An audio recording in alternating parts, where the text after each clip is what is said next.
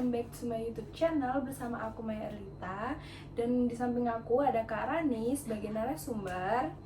Jadi kita akan membahas tentang bagaimana pengaruh media sosial terhadap Gen Z. Yang pertama, kalau boleh tahu kakak tuh menggunakan media sosial apa aja sih? Kalau media sosial aku banyak ya, apalagi ya kalau libur gitu kan pasti gabut banget, pasti semua media sosial tuh aku buka. Dari media sosial yang paling sering aku buka itu ada 3. Yang pertama yang paling sering itu ada TikTok. Itu kalau gabut pasti kan scroll kayak gitu. Kalau mau belanja juga di TikTok kan bisa tuh. Terus yang selanjutnya aplikasi itu ada Twitter atau X itu kan.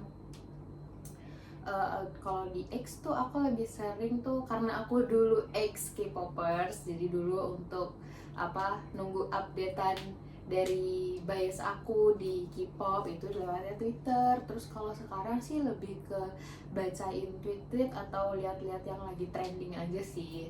Terus yang ketiga ada Instagram. Instagram tuh kan udah kayak basic media sosial yang pasti orang punya gitu kan. Ya kalau Instagram kalau sekarang sih aku kayak jarang buka, tapi kalau untuk lebih sering bukanya itu tuh mungkin di second account aku aja sih buat update atau lihat-lihat postingan-postingan teman-teman aku aja kayak gitu. Sama posting-posting kalau abis liburan atau abis dari mana, postingnya di Instagram. Seberapa pengaruh sih media sosial bagi kehidupan kakak? Apalagi kakak juga sekarang sebagai mahasiswa. Kalau media sosial ya, sebenarnya media sosial sebagai mahasiswa, terlebih aku mahasiswa pariwisata, itu benar-benar ngebantu banget. Kayak misal ada tugas nih, harus cari destinasi gitu, aku nggak perlu susah-susah nyari, kayak aku tinggal aja buka TikTok atau Instagram.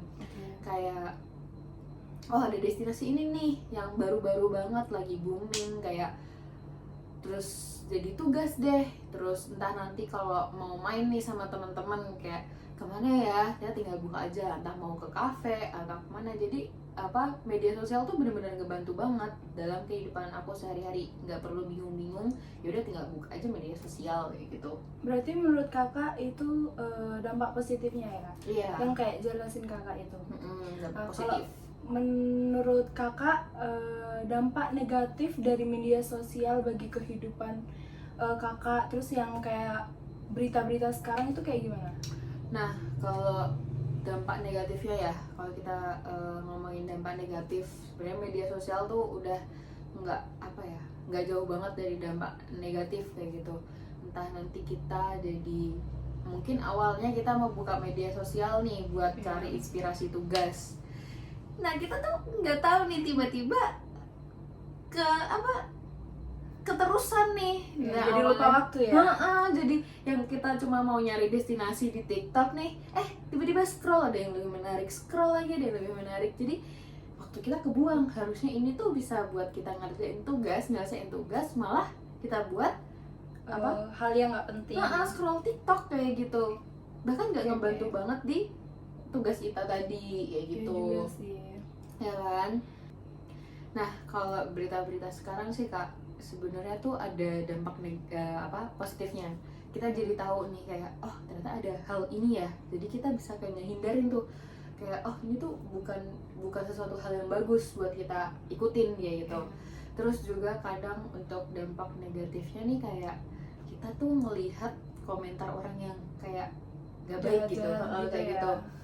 Terus entah kita nanti yang ke-trigger, jadi kayak kayak omongan orang ini kok kayak gini kayak gitu, walaupun sebenarnya komentar itu bukan buat ke kita gitu, tapi terus mungkin berpengaruh juga kayak jadi ke kita jadi gitu. kepikiran gitu kan. Terus abis itu kadang juga bisa aja kita jadi kebawa nih buat ikutan komen yang nggak ngenain kayak gitu. Tapi untungnya kadang kayak kita masih bisa buat nahan, buat nggak ikut buat nggak ikut komen gitu, kayak ya udah itu di kepala aja kayak gitu. Itu sih dampak negatif sama media sosial tuh. Jadi media sosial itu sangat berpengaruh juga ya untuk kita sekarang, maupun itu dampaknya positif maupun negatif. Iya, pengaruh banget. Oke, lanjut ya kak. Kalau misalnya kakak nih mendapatkan informasi dari media sosial, kakak itu menyerap informasi itu secara mentah-mentah atau mungkin kakak mencari informasi lebih lanjutnya lagi kayak gitu? Gitu tuh kadang tergantung ya kak ya, kayak sesuai sama suasana hari ini aja gitu. Kalau lagi apa ya, lagi yang gloomy banget atau kayak yang sedih-sedih gitu, jujur aku tuh kalau dapat informasi tuh misal kayak sesuatu yang aku pikir banget nih jadi bahan overthinkanku, kadang aku bisa aja nelan itu mentah-mentah, entah itu tentang sakit atau tentang ya berita-berita buruk kayak gitu lah kak. Cuman kalau emang lagi bisa mikir, lagi suasana hati lagi oke gitu, aku kayak emang iya ya gini. Terus kalau emang nggak percaya, kadang kan misal aja di TikTok nih kak, kadang kan ada yang komentar biru tuh kak, ya udah tinggal pejat aja, ternyata oh ini nggak benar kayak gitu. Nah, kalau misalnya masih ganjel banget nih di hati, ya udah tinggal buka aja Google, kalau emang ternyata nggak benar ya oh ya udah ternyata nggak benar kayak gitu. Kalau menurut kakak informasi itu bukan bagian dari kayak kehidupan kakak kayak gitu, kakak bakal ngelanjutin kayak mencari informasi itu atau mungkin ya udahlah lanjut scroll TikTok atau apa kayak gitu?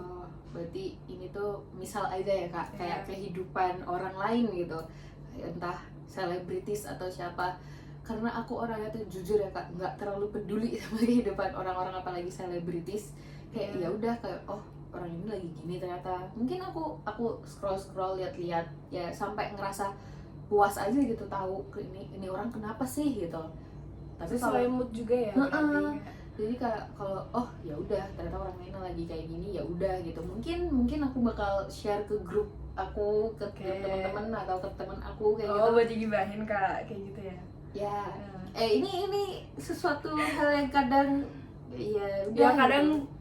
Ya udah itu buat hiburan kita aja. Asal nggak kita suarakan di komentar atau kita share lebih jauh itu. Karena menurut aku ya juga itu nggak begitu penting kalau kita berkomentar di media sosial, apalagi kalau kalian tuh berkomentar buruk terhadap kehidupan orang lain kayak gitu. Betul guys, kayak gitu. Jadi kayak ya udah kalau udah tahu, mungkin kalau emang sesuatu yang kayak ternyata lagi gini, ya udah aku share aja ke temen aku kayak gitu. Bagus sih kak kayak gitu. Ya kan, daripada kita ikut campur buang waktu kita. Iya ya kan, gitu guys. Pernah nggak sih kakak tuh buka sosial media terus kayak lihat ada yang ada yang cantik ya, kayak lihat orang lain kayak gitu, kakak jadi membandingkan diri sendiri atau merasa diri kakak tuh banyak kurangnya kayak gitu? Kalau hal itu sih sebenarnya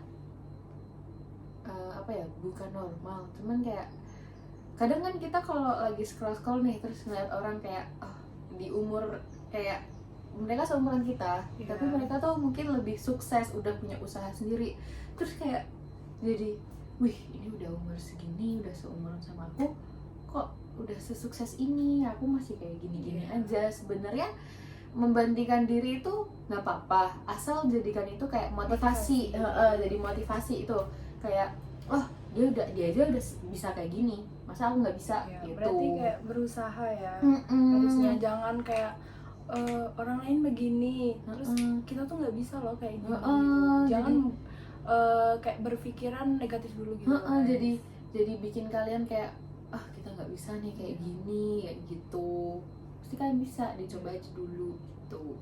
Jadi jangan merasa diri kalian itu kayak rendah, beda dari orang lain kayak gitu. Padahal kita semua itu mempunyai kelebihan dan kekurangan masing-masing kayak gitu. Betul. Oke guys, sekian podcast aku hari ini membahas tentang media sosial. Terima kasih juga untuk Kak Rani yang udah mau menjadi narasumber. Makasih juga atas kesempatannya. Oke. See you. Bye bye.